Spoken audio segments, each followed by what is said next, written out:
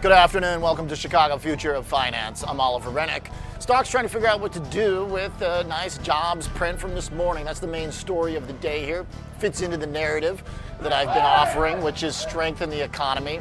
And an underappreciated Fed chair in Jerome Powell. Why are we going to try and fix things if they ain't broke? Number pretty darn good this morning. Overall, the stock market's pretty calm. Right now, you got basically an unchanged market. The S&P 500 is up all of 10 basis points right now. SPX, we're trading just below 7,000 still, though very close to the all-time highs. We're still hovering around in this range. Looking at volatility, it's been uptrending in VIX. That line, watching it to see if it breaks down. Maybe we'll get a big pop if we can push through 7,000 with conviction. But it's definitely been horizontal for stocks, but very much at the high end of that horizontal range, which is encouraging, of course. Not so encouraging for the coiners. Bitcoin just flailing, under pressure again. Didn't even get back to 80,000, which was kind of what the chart seemed like would be the target for an upside bounce, a recovery bounce. Nothing. Strategy down again today, 4.5%. Is there a rhyme or a reason?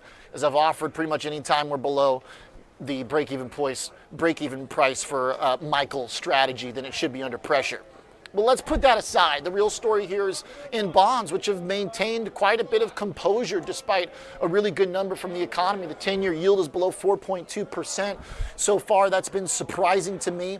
Now, my narrative about the economy being strong has fit, but my view on bonds hasn't quite lived up to what I thought, which would be deeper selling in treasuries.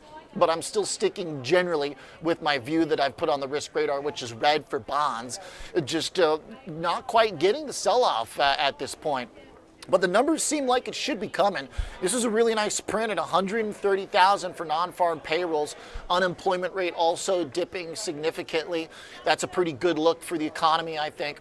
See the number here, just beating, smashing through expectations. A lot of it coming from healthcare services. Some folks say that's not the best place, but jobs are jobs, basically.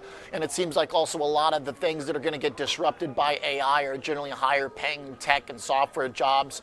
And I would think it stands to reason a lot of those people have equity built up, hopefully have savings, generally been in the higher paid cohort of the people over the last decade and the big tech boom, of course. The other thing, though, that I would point out is that the data from today just adds on to recent evidence of economic strength. The chart of the PMIs is very encouraging. Manufacturing and services both higher, with ISMs trading over 50. You're getting a real strong collaboration between both sides of the economy that we haven't seen in a while. So to me, all of that looks very encouraging, but yet it looks like we're still going to take the man out of his job, Mr. Jerome Powell, and replace him with somebody else, though there was a 5% chance on Kalshi yesterday that maybe Warsh will not be the nominee, so there's always that kind of Trump unknown premium. Let's talk about a different form of premium. Let's go to volatility with Mr. Brent Kochuba joining me from SpotGamma. Brent, we've got a market that I think is trying to figure out what to do with good jobs. Overall, pretty calm across the board, other than the crypto world, which just stays under pressure, it seems like. Yeah, Oliver, it's rather remarkable because you are having what seems like a lot of dispersion. Software stocks, we talk about that a lot now. These crypto names seem very weak. You're seeing some of the financial-related names, the Schwabs and the Robinhoods of the world, getting beat up pretty good. And then you look at something like a VRT reported earnings. It's a big AI infrastructure name. It's up 16%. So you're getting a lot of movement around the fringes, I would say, of the S&P space. The mags are pretty quiet. And the S&P here is, 50 bips maybe from all-time highs, kind of at most. So That is the trade that we've been seeing, that single stock moving a lot relative to the index vol. And what I think is interesting at this moment now is that we're getting enough volatility premium in some of these names that it can justify traders who don't care about direction, but hey, there's enough VRP or vol risk premium in some of these software names, in like a Robinhood, in a Schwab, that I may trade that now as opposed to necessarily worrying about the direction. And so for that reason, I think we're going to see some stability in software stocks. I think we could see a little bit of a bounce in the short term here in something like a Schwab or like a Robinhood. Again, because that vol risk premium is likely, justifying a trade, of its own accord, as opposed to saying, hey, a year from now, Schwab is fine because its tax business is not threatened by OpenClaw or whatever the narrative is. Yeah, no, I saw that story, and it definitely, I feel like, rings true. I mean, there are a lot of, for Schwab, for example, the way I described it when I was there, when I talked to Rick Wurster, the CEO, kind of liked the description of it, was that it's kind of the Walmart of finance. It's got like everything you need, basically. That's kind of it's really a lot about conveniences. You've got every different type of tool that you could want. But if there are then specific now programs that people can use that are very cheap, that can be deployed by smaller businesses to target things that kind of chip away at some of the aisles of that Walmart, then okay, like it makes sense then to have some, price reconstruction, some depreciation. I think for the Robinhood, it's largely a crypto thing right now, trying to figure out what part of the business is going to slow down if crypto blows up. But to your point, a lot of the cloud stuff and the software stuff, I think, has been a very reasonable sort of competitive displacement. But it's also gotten like pretty extreme. Schwab doesn't have a lot of double-digit moves like it has in the last 2 days. Yeah, that's right. And it's about forward guidance and expectations, and the rate of change of move on some of these things is big. I'll be honest with you, I didn't even know Schwab had a tax business. I mean, if you have your 401k there or whatever, it's something. And if you are, do you really want to switch your Schwab to some unknown app? And that app is probably going to get displaced by ChatGPT or whatever anyway. So all this is to simply say it's the rate of change that is shocking. You look at Unity, ticker U. That is a different situation, right? They make video games or whatever it is, and they have no defensible moat. There's not even any sort of like financial compliance, moat here. It's sort of like, this thing can replace. And the CEO had no real answer for that. I was looking at their earnings transcript, and the CEO had no real answer for that. And is that a name that deserves to kind of be down like this? Probably, right? But it doesn't have revenues. It's not a full stack financial firm, right? So again, it is a situation where the stuff that's getting punished right now with this AI narrative is real. And as a guy who's tried out the OpenClaw stuff, it's really great. It's cool. And so that is something that is coming. But like all things, I don't think it's going to happen tomorrow. But, we're all sort of moving to this in the future. Now, on the flip side of that thing, though, I would just say, then why is like a Google and some of these other bigger box LLM, offerings are still down? They're not really bid at the moment either. So I just think there's some broad digestion and we need some leadership. But again, is Schwab going to go lose another 20-30% over the next month? With vol so high, I think it's worth taking a punt on selling some puts or put spreads or put flies or whatever it may be, trying to harvest some of that premium, because the vol premium has really jumped quite a bit. And if you look at something like an AppLovin or into, the vols are sky high in those spaces, and if they don't pull a Unity, then you should be okay. Making a bet that some relative calm starts to take over, right? Because a lot of these companies do have revenues. They are real. Their demise is probably not tomorrow. Is it 5 or 10 years from now? Maybe. Who's to say? But look at I've got the implied vol up for Intuit, by the way, just surging. Yeah. So at a certain point, obviously, if you've been owning premium to the downside, it's been working. But the higher that bottom line goes, the harder it is to get paid if you have a directional bet on. Bottom line. And not only that, if you're paying up more for it. 100% right. And if you own puts and that line is spiking, you're incentivized to close your puts, like if that line keeps creeping higher, right? Because that vol change, that implied vol, is a big factor in the value of your puts, not just sort of the stock going down. Sometimes it's even more important. So that in and of itself says, okay, selling puts here, if you're fortunate enough to be long them, makes sense. Not only that, when you go through earnings reduces implied vol, right? Just naturally. 9 out of 10 times that's true. And so that's going to reduce the value of these puts. If you can put this to work now and sell some type of straddle or some type of defined risk trade in like an app, it kind of makes sense here as you have earnings and you can bet that ball is going to come down. Now, if they put up a Unity, well, then you got some problems. Look at Unity there. Vol, came in a little bit implied vol, but it surged right up into that report. That's right. Now, today's down 25%. That's no joke. So you have to bounce off that delta change, that price change versus the fall change. But the point is still the same. Some of these names are doing all right. Datadog reported, it bounced and it was fine. Great so day. I think vol premium trade is a good one in the software space, and getting a little bit of recovery, I do think makes sense. And if that software space recovers, that may be enough to sort of push the S&P back up into 7,000. And on that point, we have VIX expiration next Wednesday, OPEX next Friday. There's a PPI number tomorrow that some people are paying attention to.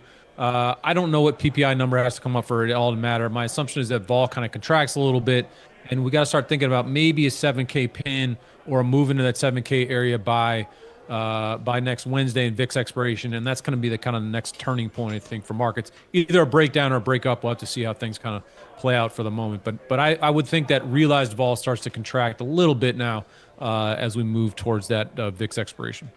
Okay. The fact that the stock market has been able to maintain the very high end of this range, I feel like to me implies this breaks bullishly. I've been looking at this chart on VIX, which I like to just provoke people who get bothered by things sometimes. And those, you're not supposed to draw lines on VIX, but hey, it's been working. It's up and to the right. It's adhering to this thing. So it seems to me like if we get through 7,000, that could combine with kind of a VIX breakdown. But to your point, there are all these single stock stories that have to be resolved. But as we get further through earnings, because earnings push volatilities down, it seems like to me the timeline for this could set up pretty well, where the single stock vols come down now that the earnings are through. We threw out a bunch of the trash that's getting disrupted by AI, and then maybe VIX can break down. And it also could happen so that we don't have that big dislocation between index and stock vol anymore, because if they both break down together, then that would absolve some of that dislocation, right? That's right. The vols are getting a bit cleaned up. There's still a lot of single stock dispersion, but to your point, these earnings come out of the sector that's been the most beat up. I mean, the software sector, maybe outside of crypto, right? But crypto is such a small market cap now as MicroStrategy works its way towards, I guess, zero. I don't really know where that eventually goes. But to your point, the vols now are a little more reset, and the Mag 7s are more interesting now. Look like a Google. It topped out at 350, I think was the high. It was trading at 330, I think, into earnings. Now it's at 310. Amazon's come back a bunch. Microsoft's come back a bunch. So those leaders are now more interesting, I think, than they were. You can see that they're on the Mag's chart. Maybe you get some leadership back out of there, to your point before. I would think just in regards to the macro data today, I looked at CME FedWatch. It was pricing in 20% chance of rate cut and went to 10 after this morning's data. So there's some digestion maybe around that. But ultimately, what we need is some type of leadership, whether it's a clearer macro picture, a sector that we all want to move to the vector of bullish attack, so to speak. But we need something to lead us out of the breakout. And right now, that's not really in place. So I think it's more interesting is the vol premium in the software space. But maybe some of these mags are getting interesting, a la Tesla, NVIDIA up a little bit. But some of those names have worked off. So to your point earlier, Oliver, we've cleaned up some of the overbought sentiment. I think clearly that was there a week or two ago when we were talking about correlation spasm so much. And so I do agree with you that as long as we're above really the 6,900 level, then you kind of want to wait on the chances of a breakout.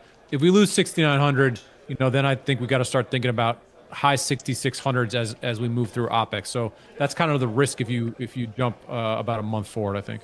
Yeah, to that point here, Brent, I got to jump maybe less than 60 seconds here. Just look at the gamma exposure, the levels you just mentioned to us. I mean, it seems like that kind of lines up where maybe folks will have to chase. Maybe we get a big market maker squeeze if we get out of 7,000. That's right. Right now, everyone's selling calls at 7,000, and so that's offering big resistance. And as you can see, there's that blue positive gamma right around 6,900. So we're just swinging through that red zone right now. That's what we've been doing. I wouldn't think that's really going to change tomorrow. Maybe into the weekend, people start selling a little bit of vol, and we kind of finally move to that 6,950 to 7,000 area. But this is just sort of the effective range, right? And I think OPEX is going to release the range. Now, do we break to the upside or break to the downside? It's a little too early to tell. But for right now, I think it remains higher. I think, again, software stocks, if they catch a little bid, that can offer a little bit of support or a tailwind to markets. And again, the little bit of vol premium that's available, I think people are going to try to squeeze that for now. Now, again, if we lose 6,900, all that goes to the side, right. and I would worry about that extended downside. Yep. Yeah, great stuff. All right, big moment here. Hopefully it resolves to the upside. Economic data seems solid, like we can support it. Seems like we could get vol and some of these earnings that have been wild to subdue, and maybe get index vol to subdue, and we rip. Thank you, Brent Kochuba. Appreciate it very much. Yeah, Take care. nice. Good look at the market there, in particular, as well as key levels with the S&P 500 just so darn close to getting that 7,000 breakout. We're just hugging it like we really want it. Earnings have been the exciting story, though, of course, with a lot of the big moves. One that's been to the upside that I don't know if anybody caught it, but I know one of our guys did, Chris Brecher, joining me on the line here from TradingNest.tv to take a look at some of the big earnings move.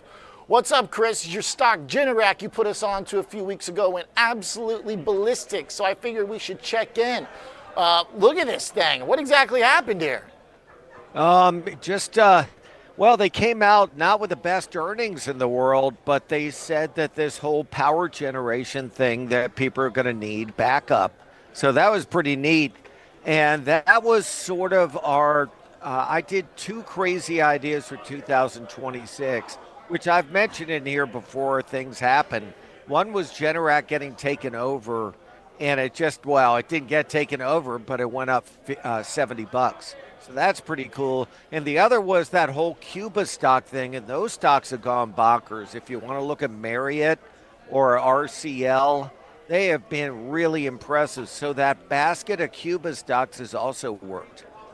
Generac here, before we move away from it, this giant rip, I mean, as we were talking about, the chart looked like it was trying to break out from this long-term downtrend. How do you handle it when it makes a big move like this? Obviously, I imagine you're taking some profits. Do you then, hedge it out with something, or you ride the wave a little bit longer? Or was this, because here's the thing, with companies like this, where there's a lot of surprise on earnings, in particular after the need for power and some of the kind of idiosyncratic circumstances that drove the need for power over the last quarter. I mean, are they necessarily continuing, or is this something that is like a sustainable move? Well, you called it when we were on last about that trend line. So, I mean, you called about, hey, if that breaks, it could go a lot higher. And the key to me was that little triangle above the trend line over on the right. But you were calling this as we were on live, over right in there. So that's pretty exciting. Amazing. What do I think now? I think that, they said the same thing about Constellation Energy. And I mean, the stock's gone from 400 to 240. So it's definitely a theme kind of thing. But to me, I usually back away when a stock is that far over its 9 moving average. They just, you saw it with SanDisk, you saw it with ASML.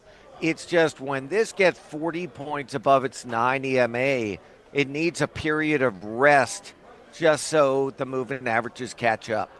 Okay. So, no, I would not initiate here. It doesn't mean I'm going to short it, but this is where you just got to get out. Hey, I mean, this is where you should have been watching us a week ago. No, good eyes on that, Chris. This is where you should have been watching us a week ago. Nice call, man. Great call looking at that. Thanks. Floor as well, another one that you kind of put in that same category, FLR, still in this uptrend short term year to date with earnings around the corner. So maybe if you believe in kind of the fundamental case, you get a second chance. Give me the take on Floor real quick. Do you think that one could move like we saw in Generac? Is it tied to some of the same themes? Yeah, it got to almost 50 today. And we're in spreads that we wanted sort of to sit here into April. But I think it's sort of sold off because of Martin Marietta getting nailed on earnings. So that's why Vulcan Materials went down and Fluor went down. I think Fluor's more of an infrastructure play than MLN. But I think that's why it settled down. But heck, that looks a lot like the chart in GNRC. It just doesn't move as much. Right. But theoretically, it could go to 50 to that high in December. Yeah. All right. Well, nice look on GNRC. Floor TBD. We'll circle back on that earnings. I know you're looking at the banks and the financials, which got dinged up pretty hard today, Chris. I was looking at KRE as a real nice trade over the last several months as a leader in kind of the small to mid cap world. That's also taking a hit. Maybe we blame it on bonds with yields trying to move. But the thing is, yields came down over the last 5 days. So maybe this financial trade just needed to cool off a bit, or what say you? Because I was looking at a stock like JPM that was looking pretty good too. All those getting hit today. Yeah, it's funny is you know how I know everybody is corny saying you got to trade what you see, not what you think.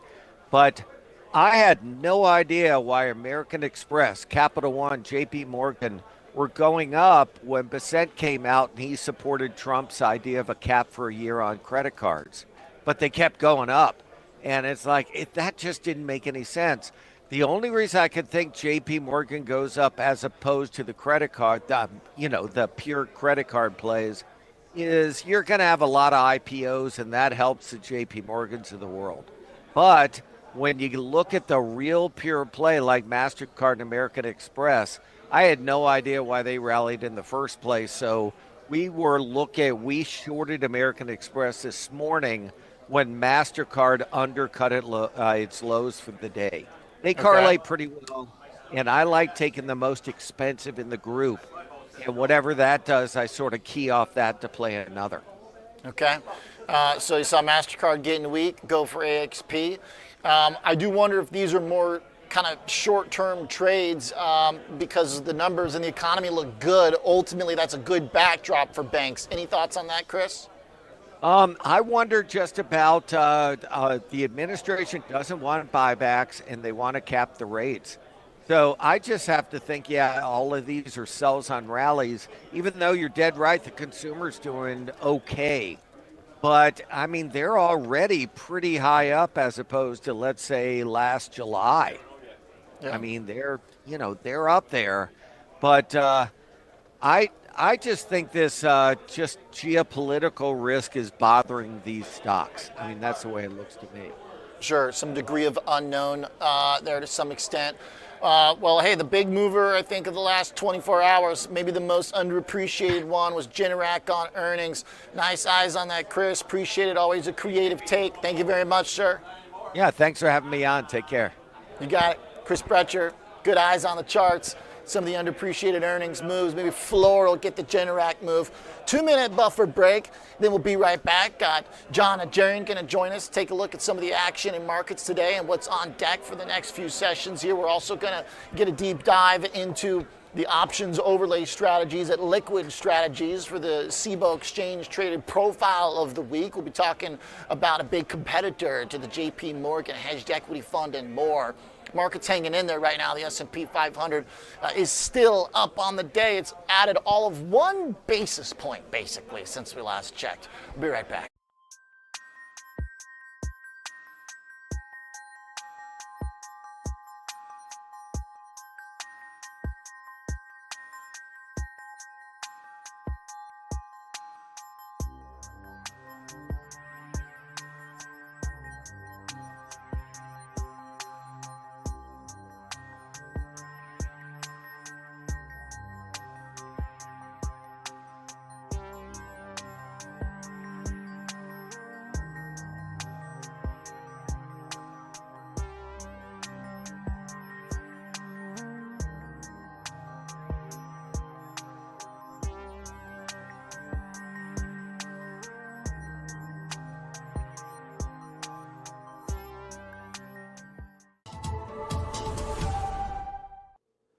With increased volatility, investors are bracing for large market moves, both up and down.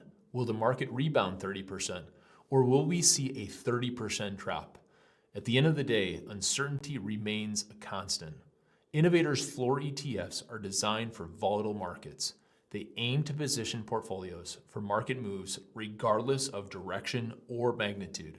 They are intended as a core equity solution, providing exposure to U.S. equities with built-in downside protection, seeking to deliver more than 70% of the upside and targeting a max loss of 8 to 12% annually.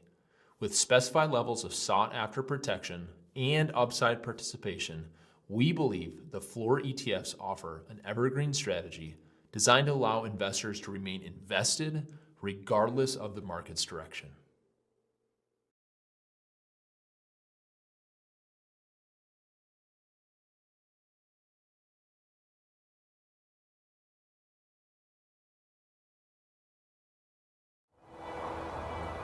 There are 2 things about Chicago finance you can't get anywhere else. The first is kind of hard to miss. Everyone's trading options. Cboe is on a 5-year growth streak making billions, and its goddess of grain sits atop the final pit of open outcry. And that's what it's all about. The chance to fend for yourself. A fortress for the self-made trader, and the only still standing in America. The second thing you may not know, but it's worth trillions. Chicago is the only major city in America that's home to 2 of the top 10 registered investment advisors, according to Barron's. That means a steady river of passive money and fixed income pouring into the city.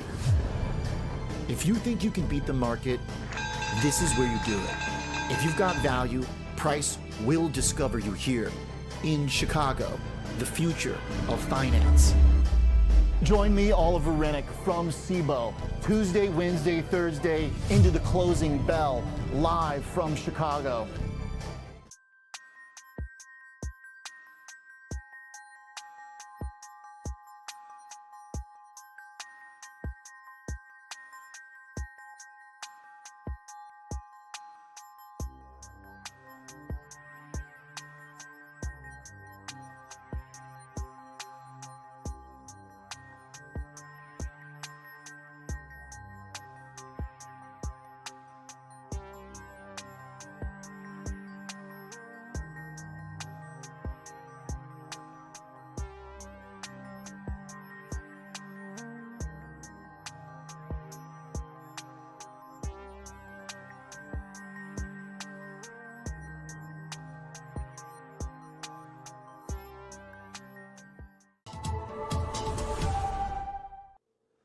With increased volatility, investors are bracing for large market moves, both up and down. Will the market rebound 30%, or will we see a 30% drop? At the end of the day, uncertainty remains a constant. Innovators' floor ETFs are designed for volatile markets. They aim to position portfolios for market moves regardless of direction or magnitude. They are intended as a core equity solution, providing exposure to U.S. equities with built-in downside protection, seeking to deliver more than 70% of the upside and targeting a max loss of 8 to 12% annually. With specified levels of sought-after protection and upside participation, we believe the floor ETFs offer an evergreen strategy designed to allow investors to remain invested regardless of the market's direction.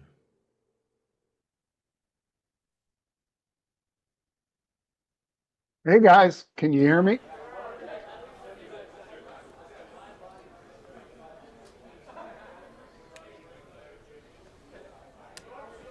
All right, welcome back. We got stocks holding on here as the movement is small, but at least it's positive. Bonds have gotten a little bit more action at the 10-year up, and bonds down 20 bips. But there still is a pretty quiet session despite a nice beat in jobs. Let's talk to Mr. John Najarian on the line from Market Rebellion. John, what's up, sir? It's all good, Oliver. Do you hear me okay? I hear you good, sir. The market, Fantastic. I don't know, is it hearing the message about jobs? How come we're not ripping on this? Things seem pretty good in the United States of America. Well, and they are pretty good, but as you saw and as you've been discussing, we had people looking at things like, well, the president's talking tough about Iran again. And so, of course, Brent and WTI, West Texas Intermediate, both went up. And they went up, of course, because what if there's a some sort of a disruption in crude oil transport and or production out of that segment of the world, that section of the world? That would be a negative. And it didn't take much. I mean, we were up 200 and some odd points, flipped like that, and now we've gone right back to the upside slightly, not the same. But yeah, I think it was a great jobs report. It certainly gave people a little bit more to digest after yesterday's retail sales numbers. We're talking about a different sort of economy than the one that today's job numbers describe. You know, the move in crude, I'm glad you bring up, John, because there is a pretty interesting chart situation developing in WTI, which has been in such a reliable long-term downtrend that anything that threatens to violate that downtrend gets very interesting to me. I think it definitely fits the commodity trade that we've seen in the metals. It's just crude has been very slow to pick up because it's got all the other forces of U.S. production behind it that keep price subdued. But when I look at the chart, boy, it could get really interesting if it breaks $65. It feels like the last time we did that, we had a range all the way up to high 70s, maybe 80. Think that's something that could be possible if we start pressing the right geopolitical buttons? I think it would be beyond that. I think we would need true disruption, not just Me too. these, not just these discussions. Not just saber rattling, yeah. Yep, that's well put by you. Saber rattling. These are, threats. They're certainly, I think Iran pays more attention to the president and his threats because of what happened, both with the attack back in December as well as the what went on in Venezuela. So he's not a paper tiger, but he does rattle that saber or get people all excited, and then it usually just goes right back to normal pretty quickly. Yeah, it's a usually pretty reliable rip to fade in crude. I would say among so many assets, it is a very reliable one over the last several years. I mean, looking at the 3-year chart, the thing just every time very reliably dips off. And I think that's been helpful too. I think one of the biggest stories economically of the last decade is the U.S. leading on production. So it makes sense that there is kind of a call constantly being sold here. Yeah, and I think it's not the little boy who cried wolf. It's not, oh my gosh, there's going to be a massive disruption. It's just people price in. They use their modeling and they basically say, well, if this lasts more than a few days, maybe we see $3 or $4 worth of upside in crude, and then we better be ready to hit the exits pretty quick because the rhetoric will be toned down and so forth and so on. Is that what I'm anticipating? Yes. So I saw a bunch of back and forth in options on ExxonMobil and in Chevron that would, of course, tend to react rather quickly to something good or bad out of I guess I didn't even realize what was going on with Exxon, John. I've been sleeping on that one, I suppose. No, I don't think you're sleeping on it. I missed this one. Yeah, it's always interesting. I was watching Royal Caribbean. When you look around at some of the largest places, the largest users of fuel oil as well as gasoline and Jet A, the cruise lines are right up there on the top of that list. And then airlines, of course, whether it's United, UAL, or whether it's American Airlines, whether it's JetBlue, any of those, you would expect that when crude rallies, those would go in the opposite direction. And indeed they have. Yeah. Again, United, I'm showing it down 2.5% today. A volatile session, certainly, but not a session where the whole market's heading lower. It's a few stocks in the Dow, NASDAQ's verged, and the S&P was up 5 just when I came on air with you. I kind of like the idea of being long a United, which was just at highs, or a long Royal Caribbean, which was not quite at its highs, but in a multi-month uptrend, is a way to kind of fade the possibility of crude breaking out. Because when I look at the jobs data today, I look at the consumer spending number that was in there as well, and I look at what these companies offer, especially the cheap cruise. That's been one of the favorite ways for folks to indulge over the last 5 years. Yep. It's been for consumers that have internal combustion ice. Nobody wants more. Engines versus, and with that is the input that of coming down in price rather dramatically in the last 12 or 13 months since the president elected. I think we've got a situation where people would like to see crude oil continue lower, and they're likely to see that after a little bit of this again, as you said, saber rattling. Yeah, I'm kind of in that camp too, where generally whenever it looks like crude's about to do something big and bullish, it doesn't. However, the chart getting pretty interesting with this kind of like ascending triangle, if you will, that's been going on for some time in crude oil. But 65 bucks, we'll see if it breaks through there.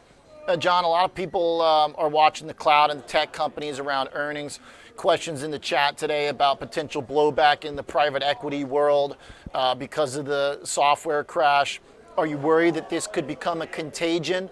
There was a popular article going around on X as well, as someone saying this is like the beginning of COVID. Like, I don't know about that, you know? Like, all right, I'm not trying to be a jerk, but, you know, if you're getting displaced by AI as a programmer, you probably had a high-paying job before. Hopefully you got some equity. Hopefully, you know, you can, I guess you got to get creative now. Right. Well, and creative is never a bad thing. And, you know,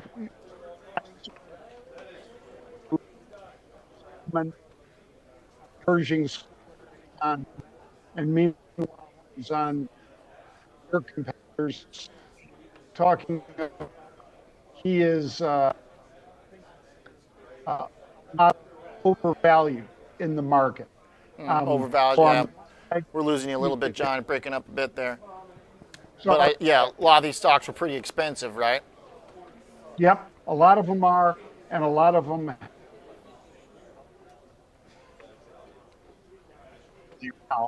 because you saw Salesforce today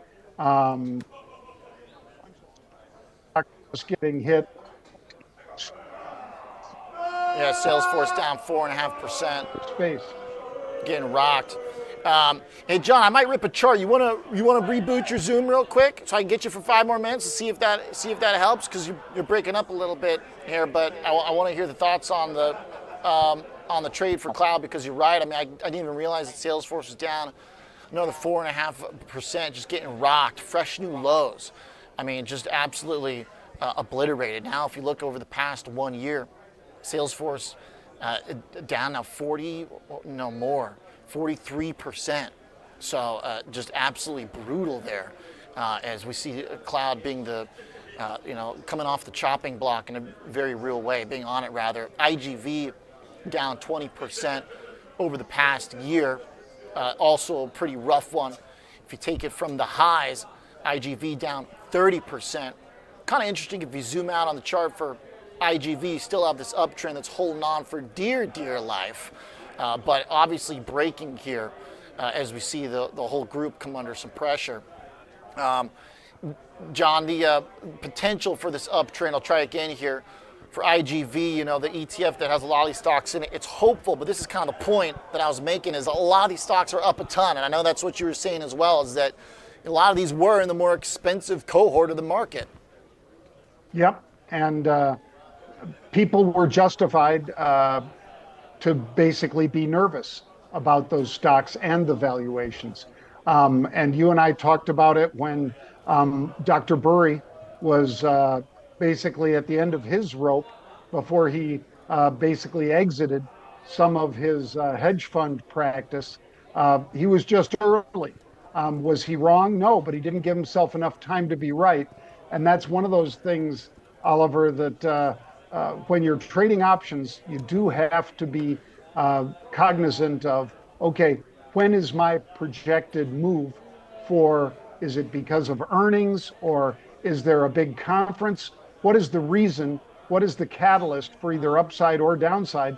And then give yourself enough time to be right. I think the number one thing that people fail at, whether they're trading at Cboe global markets where you are or any place else in the options world, they don't give themselves enough time to be right. They want to trade things like 0 DTE, 0 days till expiration options. And for the most part, there are very few of us professional traders that would say that that's a good idea. It's not for customers to be in there trying to manage a portfolio of very fast expiring options, whether they're 0 DTE or whether they're just 3 to 5 days. You want to give yourself a little more time. And some of the best of us haven't done that, and Michael Burry was part of that. I think, too, if you're trying to bet on structural change, you kind of by nature, that doesn't happen in a day, and right. If you're thinking that these sell-offs also are creating longer-term buying opportunities. We talked about this with Pete yesterday, which I thought was a really good point, which is a lot of these companies, not necessarily the software ones right now because they're the ones being disrupted, but if we look at like an Alphabet, for example, that's been a big winner and pulled back around earnings. Maybe not the best example because it didn't come off too much, but a Meta that's off the highs, a Microsoft that's very deep off the highs. Microsoft's kind of one that sits in between, right? It's like it's spending on AI, but it's also has AI competition. But if you believe the stock is... You don't need to look further than Oracle, my friend. Okay, there you go. Okay, there you go, yeah. You look at Oracle from last example. August when it made that 35% move, and you look and say, oh my gosh, the 52-week high is almost $350 a share. It is almost $200 under that right now. So when I look around, I say a stock like Oracle at these levels, to me, I'm just waiting for somebody to get an itch and start buying a lot of calls, and I'm going to be right with them. Yeah, and that's where if a stock is hit because they're spending too much in CapEx, the market says they're spending too much in CapEx on a business line that's been proven, that's a long-term bet they're making. So if you're going to be trading it, you also have to have that in mind, right? That's going to be something that takes a while, to your point about not being afraid to own premium, which it seems like in time, rather, not being afraid to own theta as well. Right. I agree with that. And obviously, people, when they get nervous, something a lot of people really understand, then they go for things like, look at this Generac move today. Yeah, we were just talking about Generac, that. I mean, just from a company generator. I'm not making fun of great business, and obviously where I live in Puerto Rico, virtually everybody has one.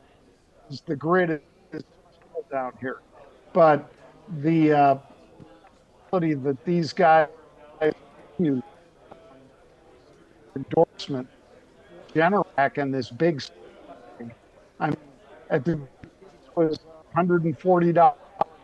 $240. That's literally from the low of 110 in April, doubled, kind of out of nowhere. Love it. Like the thoughts on the tech trades and the message on the long-term options. Appreciate it, John. We're going to get you a Generac backup for your internet out there in PR with the storms hit. There you go. You're the man, though. We got the message through the chop. Appreciate it, John. Thank you. You got it. Najarian Market Rebellion. All right. You see the stock market right there, the S&P 500. Now barely up on the session. 5 bips, make it 469.64. But as you can see, our weekly candle just hanging out right near the previous 2, which is right at the all-time highs. The pain trade is in the coin still. Bitcoin down 2.25%. Of that has come up a little bit off the intraday lows. And then now in the last kind of few minutes, headed back down. Looking at the bond market, which has been the focus for me on the session. We had that initial sell-off in bonds right as the number came out this morning, but then recovered into lunch before fading again. So we'll see if the bears push the bond market lower in price, higher in yield into the end of the session. But if I look at the dollar, which has also faded off the early morning pop from jobs, it doesn't look like there's a strong conviction in the macroeconomic trade today. What's working? Gold up 1.5%. Gold futures putting in higher highs still. An incredible chart here over the last 20 days that continues to find upward momentum even after the big sell-off. There it is. You got higher highs and you got higher lows in the chart of gold. And as John pointed out, a good one there that I missed is crude oil, WTI, up 1.5%. Ascending triangle potentially in crude that could break out. Also the move in XOM that John pointed out, that is an absolute beast of a move. So good eyes there on some of the energy trade. We're going to get to our bread and butter after a short break. Coming back, we're going to talk with the team at Liquid Strategies about overlaying options, not just on stocks, but on bonds too. A day where I think that's getting particularly interesting. with the bond potential for a sell-off very real in my mind. Shawn Gibson joins us from Liquid Strategies for our Cboe Exchange Traded Profile next.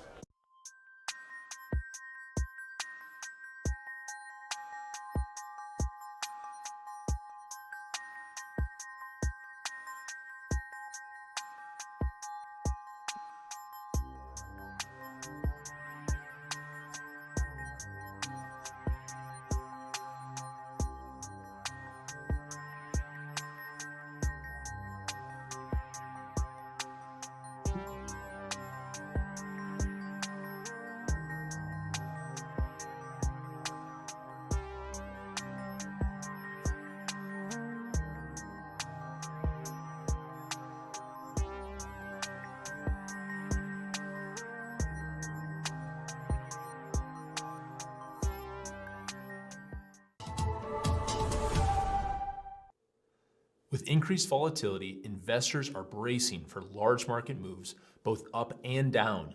Will the market rebound 30%, or will we see a 30% drop? At the end of the day, uncertainty remains a constant. Innovators' floor ETFs are designed for volatile markets. They aim to position portfolios for market moves regardless of direction or magnitude. They are intended as a core equity solution, providing exposure to U.S. equities with built-in downside protection, seeking to deliver more than 70% of the upside and targeting a max loss of 8 to 12% annually. With specified levels of sought-after protection and upside participation, we believe the floor ETFs offer an evergreen strategy designed to allow investors to remain invested regardless of the market's direction.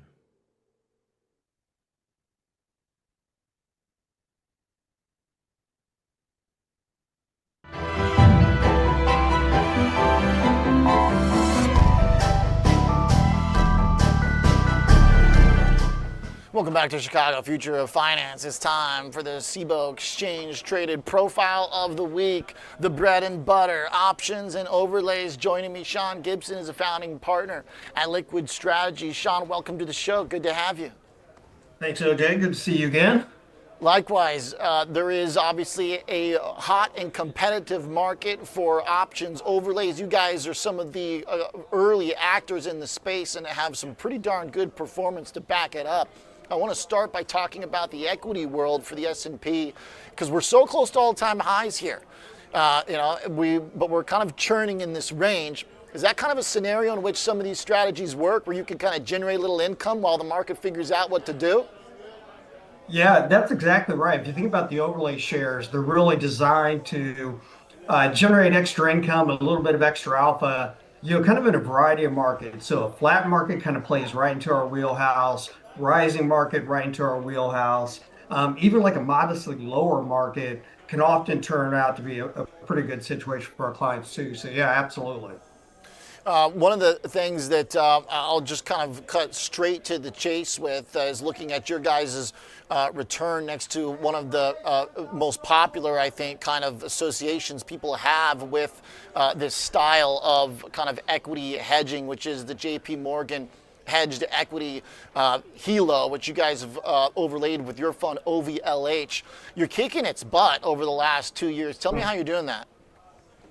Yeah, so really the key to OVLH, and if you think about everything we do, really, if it just kind of take a step back, kind of zoom back, is we take a lot of strategies that investors know and kind of love and really try to make them a little bit better. And I think OVLH is a really, really good example. So if you think about HELO is just kind of your basic put spread collar. So you're selling an upside call and you're using that cash to buy a downside buffer.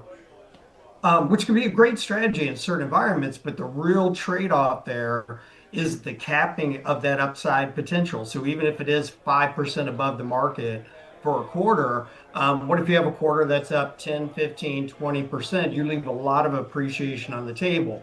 So the improvement that we made with OVLH is taking away that upside cap altogether. So we just outright finance those downside put options. We think it's going to be much more beneficial to our investors to just pay for that protection, manage that downside floor, and do it without putting a cap on the upside. So there are no calls being sold in our portfolio. No calls being sold.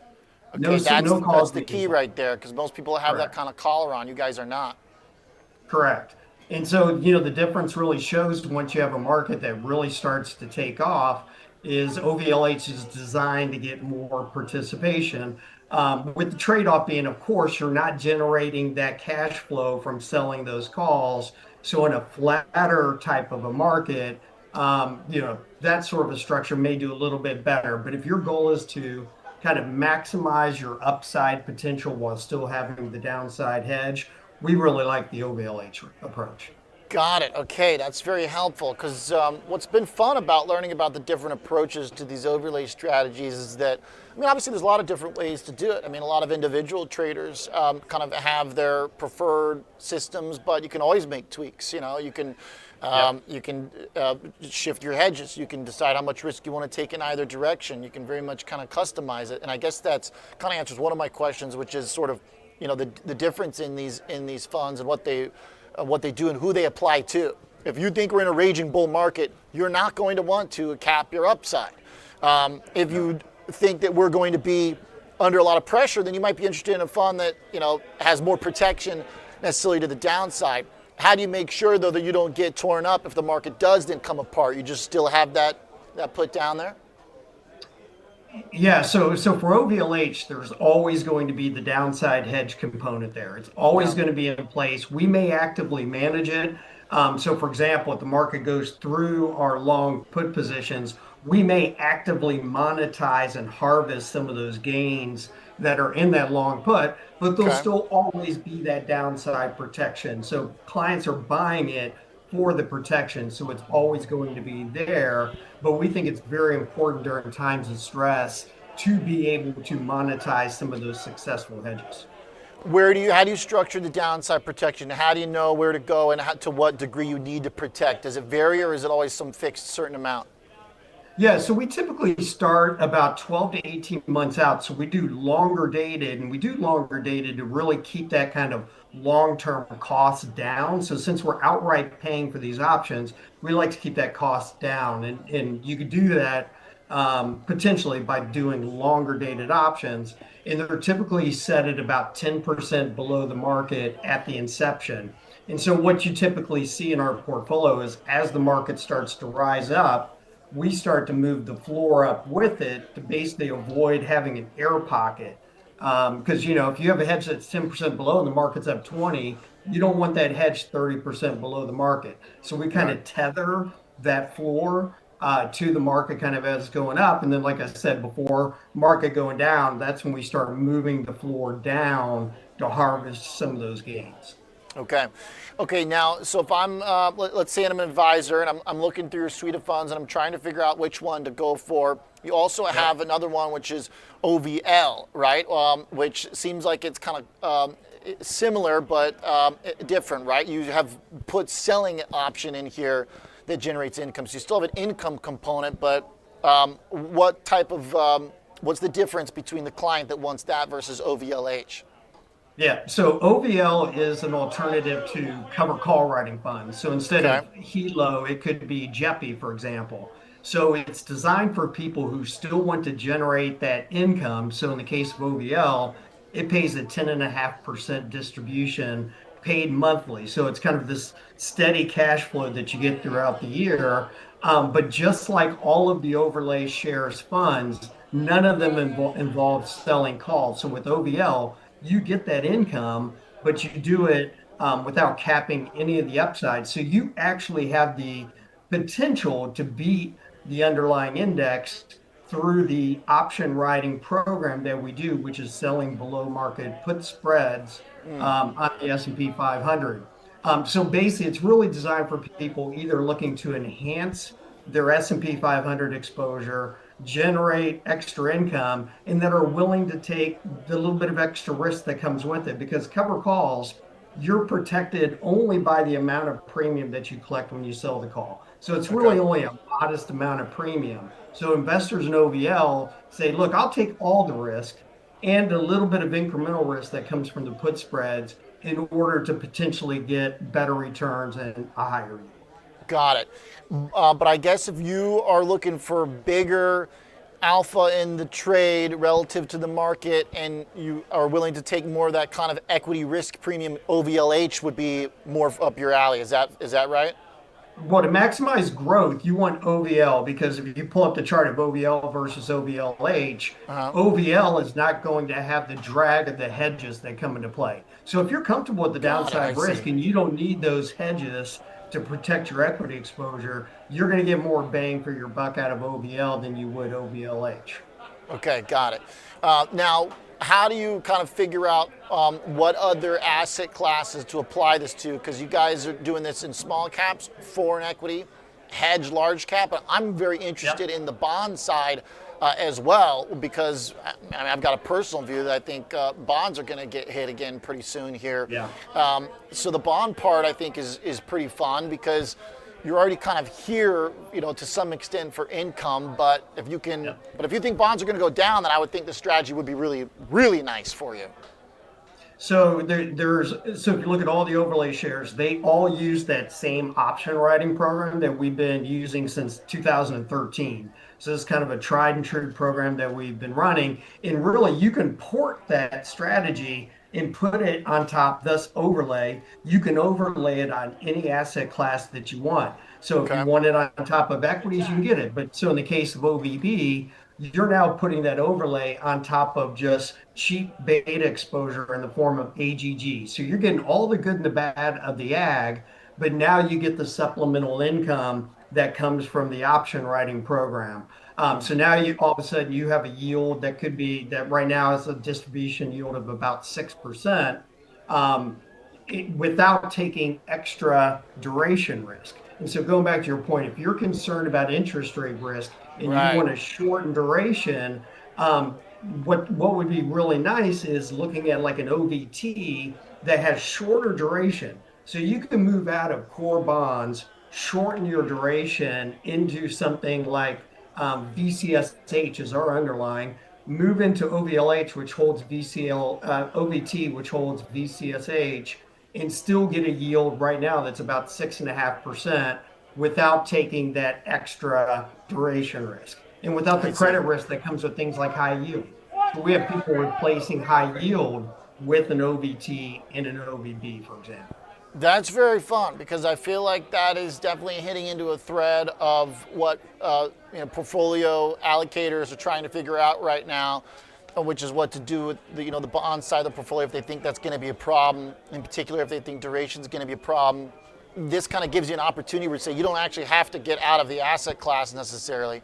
Just use some of the principles that are more, that are options based to hedge yourself out, That's right. And you can still keep the whole purpose of it, which is income, of course. So like the purpose of it remains the same. Hedge out some of the bond specific risk, and you don't have to make this big trade of putting a big chunk of gold in your portfolio or something, or arguably switching over to an equity-based income, which might bring up different things that your team may not want, et cetera.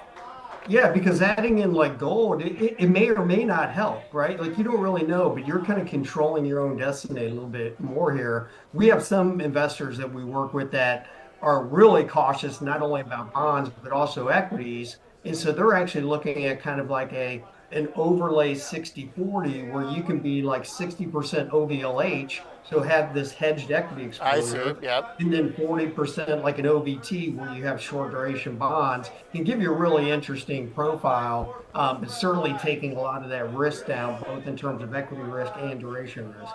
I like that. Then combining them, right? Then you've got a real kind of sophisticated options covered portfolio that hits both. Love to see the strategy broadened out and ported across different asset classes. It's very useful to us. Shawn, thanks a lot. Appreciate your time. Yeah, thanks for having me, OJ. Good stuff. Shawn Gibson, founding partner at Liquid Strategies. 2:44 p.m. and the market is headed into the last 15 here. It's been a pretty quiet day overall. Taking us into the bell, Mr. Scott Bauer joining us on the line from Prosper Trading Academy. As I've been waiting for bonds to give us some action, Scotty, but I guess I'm going to have to wait a little bit longer. It's not, 20 bips in the 10-year future is not much. No, you better wait a little bit longer. And I know you were talking about TLT. You want short TLT. I really thought that we would have gotten a much bigger move today. Me too. Especially with that auction, which came in. I think it was a pretty poor auction. It was not well received, and we didn't really see a big uptick. I'm trying to see where the 10-year is right now. You know, it had traded above 420 this morning, traded back down. I think it's 418. 418. So it rallied a little bit off of the auction today. You know what? You looked at the dollar this morning after the news came out of NFPs. Real quick pop in the dollar, and then it just sold right up. And it just sold right up. Right? So, I was looking at the same thing, in the last hour and a half, trying to come back, but I don't know what else it needs. That was a monster beat on the top line. Yeah, I mean, I think we're literally just in this kind of landscape right now of sell the rip in the dollar. I mean, I don't remember another time that has happened like that, outside of the last several weeks, maybe a couple months, maybe. But we are literally in a sell the rip of any dollar rally. If the dollar stops going down, see, here's what's fun is does the dollar, if I connect this into the commodity trade, today crude's up, today gold's up. So clearly they don't have an issue with the dollar up 12 bips. But I do wonder if yields or the dollar go any higher, if it starts to put some pressure on some of that commodity trade. It has to. There's no question. I would think. You would think. However, again, I mean, I think the prevailing consensus is we're not going to see that. Although I would say it's real interesting. This morning when the number first came out and we saw that pop in the dollar, we actually saw the gold kind of sell off a little bit. Not hard, not anything, volatile as we've seen over the last several weeks and months. But it did sell off before it started recovering. And, we saw gold and the dollar really have that inverse relationship today. Obviously not on a big magnitude of a scale, but as the dollar was selling off, we started seeing gold rally. Yeah, to your point, gold looked like it was going to get hit early on in the session as the print came out. I guess just more, I've got the two next to each other right now. The spike in the purple is the dollar, and then the drop in the candles is gold. But the last kind of hour or two, it seems like one of them's got to pick a direction. Dollar's trying to, but gold's hanging on. It just seems like gold is gold, baby. It is hard to break that thing. It is hard to break that thing. We've been talking about it. The buy the dip, just like the dollar is sell the rip right now. The buy the dip is still in place. Maybe it's not as easy of a trade as it was, a month ago. But I agree that gold is a buy on any dip still. I have someone who's. Hey, I wonder if he's watching the show. Someone was getting angry at me on Twitter about my crypto thoughts, and I'm like, dude, the numbers are the numbers. And what I mean by that is that, for example, when Bitcoin broke through 20,000 to the upside for the first time, I was pounding the table bullish. And I remember a bunch of coiners were like, all right, we'll sell you our bags at the old highs. I'm like, no, the technical chart tells us if it gets through 20, it's going to start ripping. Technicals are, I try to make sure technicals inform everything. And so the latest performance of Bitcoin versus gold here again, some people are coming out and saying, hey, Bitcoin's not gold. I'm like, well, I told you that from the beginning. It's because they have different things. That's the narrative. Yeah, and by the way, you don't really want. We're trying to make for the last number of years. It never added up. The way gold's trade next to real yields never looked like Bitcoin at all. And I don't even think you want Bitcoin to really be gold. No. You don't really. It's just they try to fit it into that because it's a big market cap. But lately, in particular, you're really seeing the difference between a risk asset and the difference between something that has now performed and held technically in so many different environments. Today just being the latest example, right? Dollar's up a tiny little bit, and gold's still hanging in there. Bitcoin's down again, just because apparently that's what it does these days. It's really difficult. It is really, really difficult to decipher exactly what is happening. And we talked about maybe this narrative in Bitcoin and in crypto. Maybe it has completely shifted. Not completely shifted, but it has shifted now. That it is really no longer that store of value. It is not, the end-all, be-all risk crisis asset that we thought it was. Now, I don't want to just say just because we're seeing a sell-off of pretty sharp magnitude over the last couple of months that takes away 10 years or whatever it is of this thesis out there. Something's broken, though. Something's broken. You got to make something of it. The thing, too, is the strategy, MSTR, is like, I mean, look, we were talking about, I thought this thing could have found buyers on dips, at 200, at 150, but nothing. And to me, that's just a really bad look. But again, it also just fits because to me, the stock is a sell as long as Bitcoin is under the break even. It's so simple. This guy's whole strategy is buying something. If he's losing money on it, I say you sell a stock. Yeah. Until it's above it, I say you buy a stock.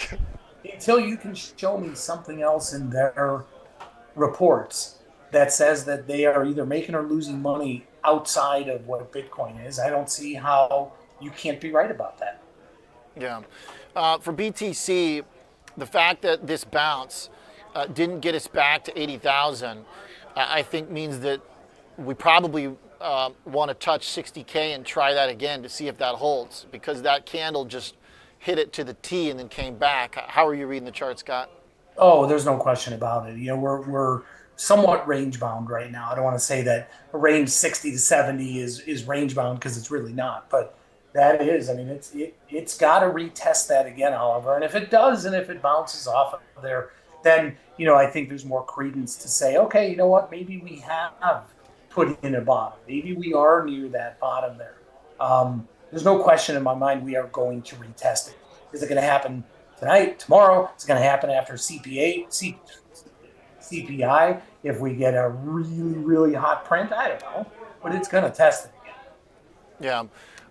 Someone in the chat says they are in the Kevin Hinks camp of crypto being a good measure of liquidity.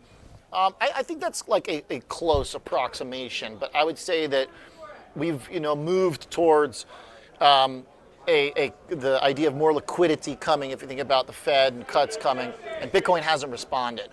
I do think its connection with the Fed is also has withered quite a bit as well. I think a few years ago that description might have worked a little bit better than it is, because we now have had a year and a half of stable monetary policy or cutting rates. Bitcoin hasn't performed, so I'm not seeing it as that liquidity. And by the way, stocks are at highs, so I don't know if the Fed cutting is going to wake this thing up all of a sudden. Yeah, I agree with you. I think we're beyond that. I really do. I think you might see a short-term, positive reaction, but again, it comes down to me that maybe that narrative all along of what Bitcoin was supposed to be has really started shifting. Yeah. Scott, tell me about how you're seeing this kind of last chunk of earnings. To me, NVIDIA is obviously the main highlight, a couple weeks away. Chart trying to hold in. It seems like if the market really wants to break past 7,000, we're going to need some of the big boys playing again. You got hopes for that? I have hopes for them, but right now the market is not looking that way. The market is punishing, absolutely punishing anyone and everyone unless we see the most outstanding report out there. So yeah. I think right now, big ones, the alphabets. As much as I love Alphabet, I am an Alphabet bull. Yeah. But I think you got to sell a rip there too until we get to a level, and that level for me in Alphabet is probably more like the 335, 340 level. So we get a rally back here, just because of the nature of the market right now, and just because of kind of the overriding theme right now that sector has some issues. I think you got to sell it at some point. That is going to turn. Yeah. I am long. Full disclosure, I own Google. I'm long it. I love it for the long term. But I think as a trade, you got to sell it on any rally, and I think that holds with a lot of the big guys. Obviously, NVIDIA doesn't fall under that category right now. NVIDIA looks okay at 192. In terms of, but it's still range bound. It's still been stuck in that range. In terms of after the bell and what's coming up, Fastly, HubSpot, we got Cisco, I guess, maybe one of the highlights for tonight. Cisco chart is, it's had a nice couple weeks. So if they take the same scalpel to Cisco, then heads up. Any thoughts on that one, Scott? No, I'm pulling it up right here, and I can see it on your end too. I mean, you Chart's look at been a it, monster. say chart's a monster. You say it's off to the races. What can stand in its way? And I can make that case for a lot of these stocks that have actually come out with decent reports, decent guidance, but the market didn't like it just because of where we were at right now. So I'd be overly cautious. I say that, and we'll probably see this thing rip to 100 or something. Who knows? But the chart certainly that looks would certainly be the exception to the rule, because lately everything like Cisco that's looked like this in this category has gotten drilled.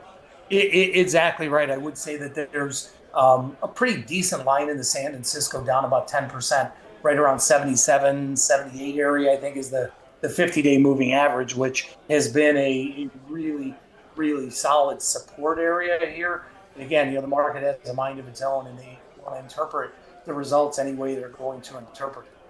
Yeah. Thing too is, as a hardware provider, maybe it can kind of extract itself from some of the software disruption. But in terms of earnings calendars, I'm also watching for Coinbase too coming up, which could be very telling after Robinhood got hit today. Coinbase dropped with it. But boy, it is right near multi-year lows, so better hope that number doesn't disappoint, Scott. Or that's that's another ugly one. That's another ugly one. And the market is pricing in the option market is pricing in right about a 10% move on earnings this week out till Friday, right about a $15 move or so. So that puts 135, 138 in the realm of possibility, maybe 170 on the upside here. For this thing to break to the upside, I don't even know what they could come out and say that's going to break this thing to the upside. Yeah, what signups on the Super Bowl commercial? I don't know. Yeah, I don't know. I don't know. This is when I'm staying out of this picture until afterwards. I don't see a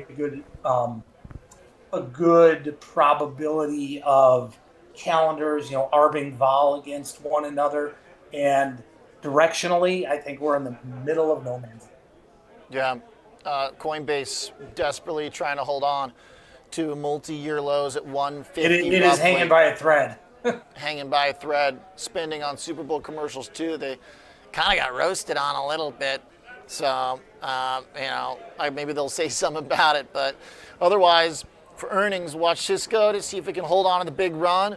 And we'll revisit Coinbase into the earnings tomorrow. Scott, thank you very much, sir. Appreciate it. You got it, man. Have a good night. Scott Bauer bringing it home. Prosper Training Academy. Yes, sir. All right. Getting out a few minutes ahead of the bell here today. Thanks for tuning in to Chicago Future of Finance. I'll see you tomorrow, 2 p.m. Central Time.